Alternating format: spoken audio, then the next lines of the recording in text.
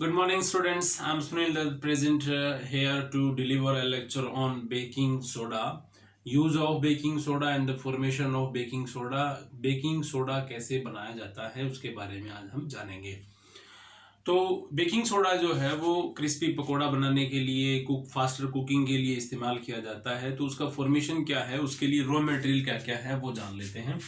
सबसे पहले हमें चाहिए इसके लिए NaCl। NaCl मतलब सोडियम क्लोराइड, कॉमन सॉल्ट है। उसमें हम ऐड करेंगे वाटर, फिर उसमें से पास करवाएंगे कार्बन डाइऑक्साइड और उसके बाद में इसमें अमोनिया गैस जो है वो डाली जाती है। ये रिएक्शन जब कंप्लीट होता है तो बनता है ammonium chloride plus sodium hydrogen carbonate. इस सोडियम हाइड्रोजन कार्बोनेट को बोला जाता है बेकिंग सोडा। तो बेकिंग सोडा का जो केमिकल फॉर्मूला रहेगा वो क्या है, सोडियम हाइड्रोजन कार्बोनेट NaHCO3। उसके बाद हम इसको कुकिंग में इस्तेमाल करते हैं। अभी बेकिंग सोडा जो है वो कुकिंग के लिए इस्तेमाल किया जाता है। कुकिंग मतलब उसको हम हीट प्रोवाइड करवाएंगे। तो जब बेकिंग सोडा को हम हीट प्रोवाइड करवाते हैं NaHCO3, इसको जब हम हीट देंगे यानी इसको कुकिंग के लिए इस्तेमाल करता है तो सोडियम कार्बोनेट बनता है, plus carbon dioxide gas release होती है और प्लस वाटर बनता है।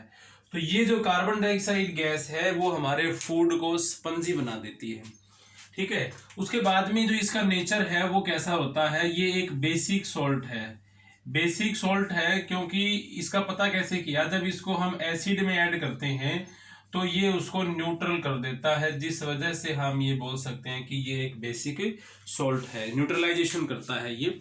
उसके बाद आता है यूज। बेकिंग पाउडर बनाने के लिए इसको यूज किया जाता है। बेकिंग पाउडर कैसे बनता है, देखो सोडियम हाइड्रोजन कार्बोनेट है अपने पास में, इसके अंदर यदि हम टार्टेरिक एसिड यूज करते हैं, टार्टेरिक एसिड इसके अंदर डालने के बाद में ये बेकिंग पाउडर में कन्वर्ट हो जाता है। तो बेकिंग पाउडर का हम इस्तेमाल कुकिंग में मोस्टली करते ही हैं। ठीक है। यानी ब्रेड जो होती है उनको स्पंजी बनाने के लिए, सॉफ्ट और स्पंजी बनाने के लिए बेकिंग पाउडर का इस्तेमाल किया जाता है। वो कैसे बनता है, बेकिंग सोडा प्लस कोई भी एसिड हम डाल सकते हैं, इडिबल एसिड होना चाहिए, माइल्ड इडिबल।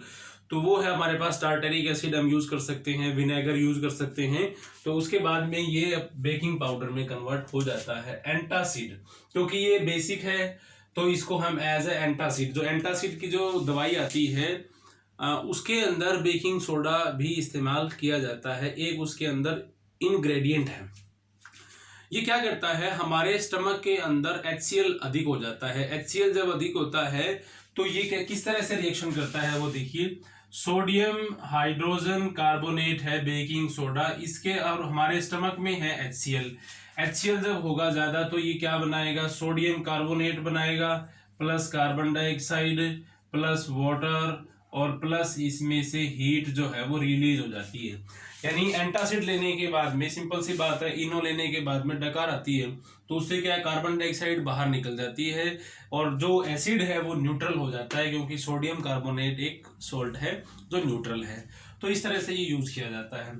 उसके बाद फायर एक्सटिंग्विशर में भी इसका इस्तेमाल कर सकते हैं। देखो इसी रिएक्शन में ये सोडियम हाइड्रोजन कार्बोनेट है, इसमें हमने HCl डाला तो कार्बन डाइऑक्साइड गैस तो निकल रही है। यही फॉर्मेशन यदि हम एक लैब में करते हैं तो वहां कार्बन डाइऑक्साइड जब रिलीज होगी तो उसी कार्बन डाइऑक्साइड का इस्तेमाल हम आग बुझाने के लिए भी कर सकते हैं। तो बेकिंग सोडा जो है वो एक फायर एक्सटिंग्विशर की तरह इस्तेमाल भी किया जा सकता है। तो ये था फॉर्मेशन ऑफ बेकिंग सोडा।